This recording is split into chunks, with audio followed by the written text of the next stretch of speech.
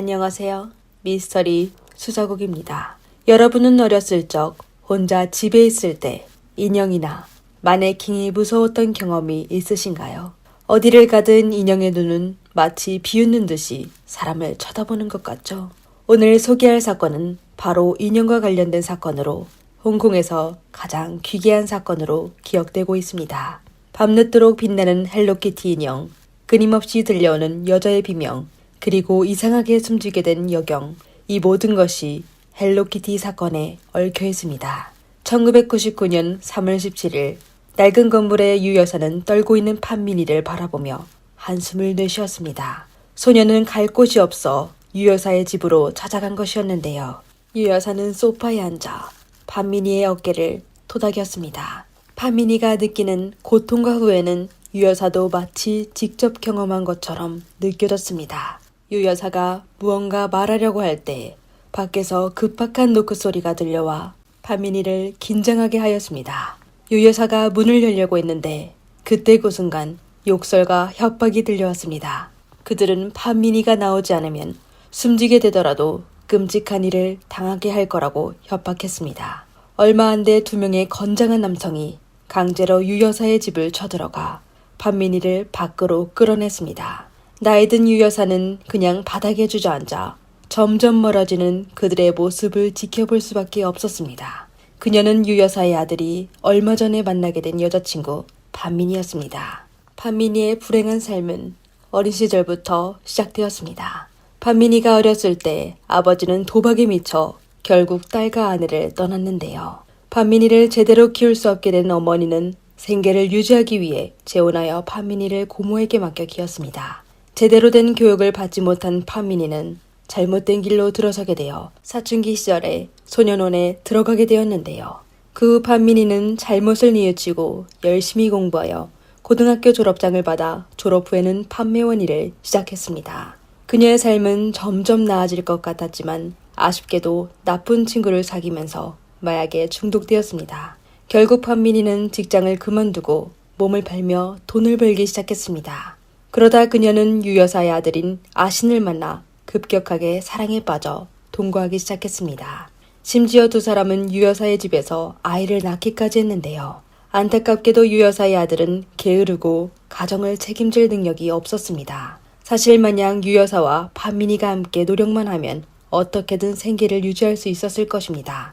하지만 판민이가 조직폭력배인 천문락을 만나면서 삶은 엄청난 변화를 갖게 되었는데요. 1997년 판민이는 할머니의 병원비를 마련하기 위해 천문락에 4천 홍콩달러, 하나로 약 69만 원과 명품 라이터, 휴대폰 등 물건을 훔쳤습니다. 그녀는 본인의 도둑이 결국 더욱 어려운 삶을 살게 되었을 줄은 몰랐습니다.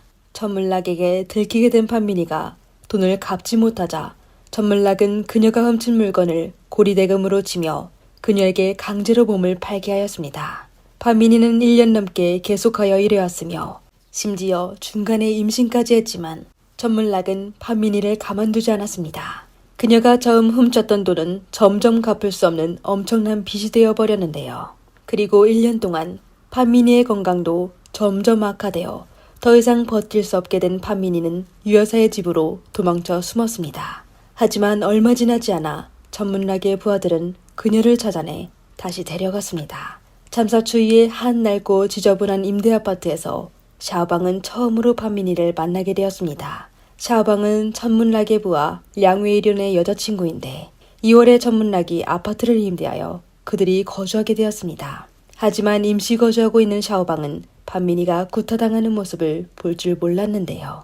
판민이의 얼굴에는 멍이 가득했고 난폭한 남자친구 량웨이륜과 천문락의 부하 한 명은 판민이를 주먹과 발로 마구 때리고 있었습니다. 추후 샤오방은 사건에 대해 알게 되었는데 량웨이륜은 판민이에게 빚진 돈을 요구했던 것입니다. 샤오방은 고통스러워 애원과 신음을 내는 판민이 옆에서 냉정하게 지켜보기만 했습니다.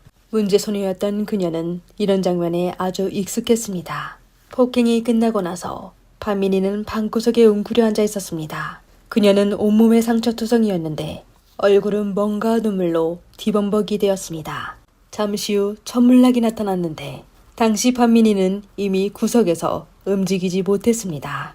전물락은 부하들에게 기름을 가져와 판민이를 지지라고 명령했습니다. 판민이는 고통스러워하며 비명을 지르며 살려달라고 애원했습니다. 처음으로 그렇게 잔인한 광경을 목격하게 된 샤오방은 더 이상 볼 수 없어 안방으로 들어갔습니다. 다음 날에도 판민이는 여전히 풀려나지 않았는데요. 샤오방은 다른 방에서 그녀의 울음소리를 듣게 되었는데 그들이 판민이에게 배설물을 먹도록 강요하는 것 같았습니다. 샤오방은 그냥 방에 숨어 있으려고 했지만 전물락은 그녀를 불러 그들과 같이 판민이를 구타하게 지시했습니다. 전물락은 샤오방에게 고춧가루를 건네며 판민이의 상처에 뿌리라고 했습니다. 두려움에 빠진 샤오방은 그의 지시대로 할 수밖에 없었습니다. 온몸에 이미 상처투성이인 판민이는 더욱 고통스러워하며 땅을 고르며 신음했습니다. 샤오방은 두려움과 죄책감에 시달리게 되었는데 며칠 후 남자친구는 샤오방에게 판민이가 숨졌다는 사실을 알려줘 샤오방을 더욱 놀라게 했습니다. 본인도 같이 구타한 사람이 숨졌다니 말입니다. 하지만 그게 끝이 아니었는데요. 전물락은 더욱 공포스러운 행동을 했습니다. 그는 부하들과 함께 판민이를 토막내서 솥에 넣고 끓였습니다. 섬뜩한 냄새는 임대 아파트 곳곳에 퍼지게 되었는데요. 잠시 후 전물락은 샤오방에게 다가가더니 샤오방 옆에 있던 헬로키티 인형을 잡아들고 인형 속에 솜을 꺼낸 이후 판민이의 머리를 인형 속으로 넣었습니다. 그의 옆에 있던 부하들은 전물락이 영리하다며 칭찬하며 손뼉을 쳤습니다. 그들은 이렇게 하면 경찰이 판민이가 숨졌다는 사실을 알 수 없을 거로 생각했습니다. 누구도 겉으로는 귀여운 헬로키티 인형 속에 피해자의 머리가 들어있을 거라고는 상상하지도 못했을 것으로 생각한 겁니다. 판민이가 참변을 당한 이후 샤오방은 편안하게 잠을 잘 수가 없었습니다. 그녀는 밤마다 온몸이 붉은색으로 뒤덮이고 머리카락이 헝클어진 여자가 자신에게 달려드는 악몽을 꾸게 되었습니다. 겁에 질린 샤오방은 악몽에서 깨어날 때마다 가슴이 두근거리게 되었지만 전물락을 배신할 수가 없어 비밀을 마음속에 묻게 되었습니다. 하지만 샤오방의 상황은 점점 심각해졌는데요. 그녀는 밤이 아니어도 마치 누군가가 자신을 따라다니는 느낌이 들게 되었으며 고개를 돌리면 희미한 얼굴이 보였습니다. 봄에는 쉽게 부패가 일어납니다. 오랫동안 청소하지 않은 임대 아파트에서는 악취가 계속 나게 되어 주변 이웃들은 곧 경찰에 신고하여 상황을 확인해달라고 요청했습니다. 그 여경을 처음 보게 된 샤오방은 여경에게 정의감을 느끼게 되었는데요. 당시 샤오방은 자신이 사건에 연루된 사실이 들통날까봐 두려워했지만 그 여경이 결국 참변을 당할 줄은 몰랐습니다. 4월에 한 여경이 임대 아파트를 조사하기 위해 아파트를 방문하게 되었습니다. 여경은 비어있는 방문을 열고 안을 들여다봤는데요. 방 안에는 쓰레기로 가득 차 있었습니다. 가장 견디기 힘든 건 짙은 악취였는데요. 벽에 기대어 있는 헬로키티 인형에는 붉은 액체가 묻어 있었습니다. 여경은 방 안 전체를 둘러보고 이상이 없다고 생각하여 그냥 샤오빙에게 청결에 신경 쓰라고 일러주고 떠났습니다. 처음 샤오방은 안도의 한숨을 내쉬었는데 여경이 떠나는 모습을 보며 왠지 모르게 불안감에 휩싸였습니다. 더 이상 견디기 힘들게 된 샤오방은 소년원으로 돌아갔습니다. 그러다 소년원의 사회복지사가 샤오방이 이상하다는 점을 눈치채게 되어 그녀에게 무슨 일이 있었는지 물었습니다. 한동안 두려움 속에 생활해온 샤오방은 참지 못해 결국 사회복지사에게 모든 사실을 털어놓았습니다. 1999년 5월 26일 샤오방은 오랜만에 임대 아파트를 다시 찾았는데요. 건물 아래층에 도착하자 샤오방은 더 이상 앞으로 나아갈 수 없었습니다. 그녀의 곁에 있던 경찰은 아무 말 없이 건물로 들어가 수색을 시작했습니다. 곧 경찰은 헬로키티 인형이 발견하게 되어 인형 안에 있는 판민이의 머리를 찾아냈습니다. 당시 머리는 이미 완전히 부패했는데요. 곧 많은 경찰이 출동하여 전물락, 양순주, 량에이룬 3명을 체포했습니다. 샤오방은 모든 것이 끝나게 되어 자신이 다시 악몽에 시달리지 않아도 될 거로 생각했습니다. 하지만 샤오방은 그 후 재판 과정에서 또 다른 고통을 겪어야 했는데요. 전물락을 중심으로 한 범죄 조직은 증거를 처리하는데 매우 능숙했습니다. 그들은 DNA 검사가 불가능하게 만들었는데요. 모든 사람이 범죄 과정을 알고 있었지만 피해자가 판민이라는 거에 명확한 증거가 없어 검찰은 그들에게 고의상해 혐의로 기소할 수 없었습니다. 이번 사건의 유일한 직접 증인인 샤오방은 판민이가 숨지게 된 장면을 보지 못하여 그녀의 진술만으로는 판민이가 살해당했다는 사실을 입증할 수가 없었습니다. 이렇게 재판은 난항에 빠지게 되었는데요. 판민이의 신원을 확인하는 어려운 임무는 법의학자인 양가국 박사에게 맡겨졌습니다. 양가국 박사는 사진 중첩 방식을 통해 피해자의 신원을 확인하려고 했는데요. 이 방법에서 가장 중요한 요소는 치아였습니다. 사건 현장에서 발견된 머리뼈의 치아 특징과 판민이의 치아 특징이 완벽하게 일치한다면 피해자의 신원을 확인할 수 있을 것입니다. 양가국 박사는 피해자의 머리뼈 모양과 판민이의 얼굴 윤곽을 비교했습니다. 일주일 동안 머리뼈의 각도를 조정하며 사진 속 얼굴 특징과 완벽하게 일치할 때까지 연구했습니다.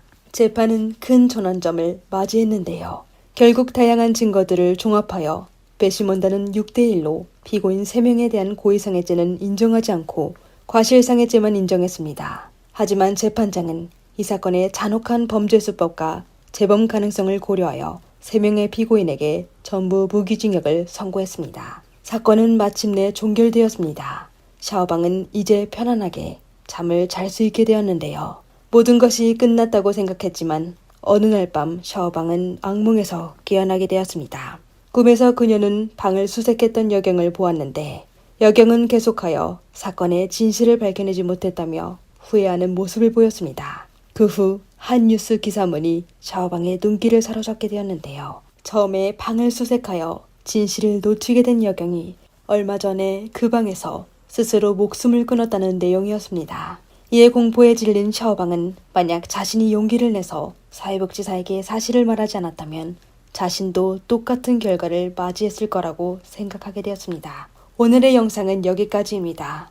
이 사건에 대해 어떻게 생각하시나요?